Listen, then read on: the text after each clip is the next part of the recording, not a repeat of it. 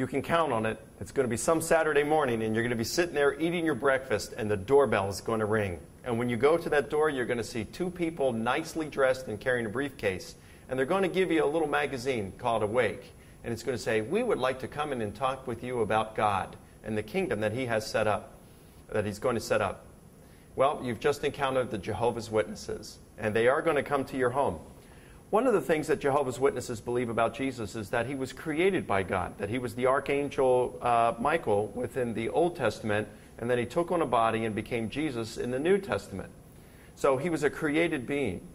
Muslims also believe that Jesus was a created being, that He was a great prophet.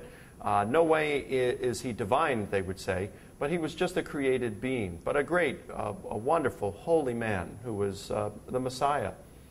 So what are we to think about Jesus? How do we know about Him? Well, if Jesus rose from the dead, I think we can believe His claims about Himself. And if you'd like to know more about the resurrection, there's another video on this website that you can watch about that. But in terms of who Jesus was, there's a couple of things that we can look at. First thing we can look at is, does the Bible or the New Testament say that Jesus is God? And I think it does. For example, the Apostle Paul in Colossians chapter 2, verse 9 says, "For in Christ all the fullness of deity dwells in bodily form."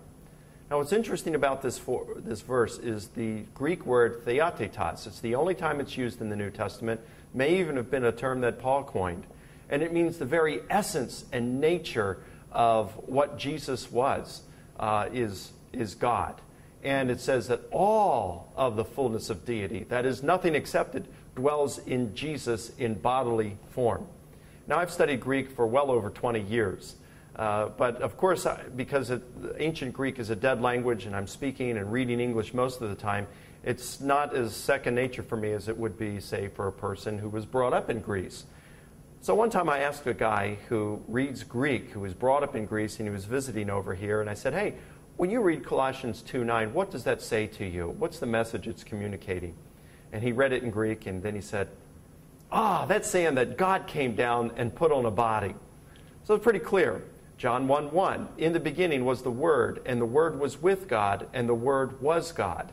Now it's pretty clear here in Greek that it's saying that that God was the Word is how it literally reads. The Jehovah's Witnesses will say, yeah, but the word God there doesn't have a definite article in front of it, and so it should be translated a God.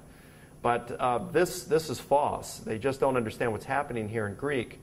When it doesn't have the definite article, it's saying that the quality or character, it's emphasizing that. So it's saying whatever was God, that's what Jesus was. And if you look at Philippians 2:13, we have the same grammatical structure when it says God is the one who is at work. God is the one who is working in you to do His pleasure. And the Jehovah's Witnesses don't translate that a God within their translation. So they make up this rule and then they break it. They only use it when it's convenient. Now, we'd say, if that's the case, the Bible teaches that Jesus is God. How do we know that Jesus Himself made these teachings? And that brings us to what, for me, I think is the most exciting claim of Jesus about Himself. And that is that He was the Son of Man.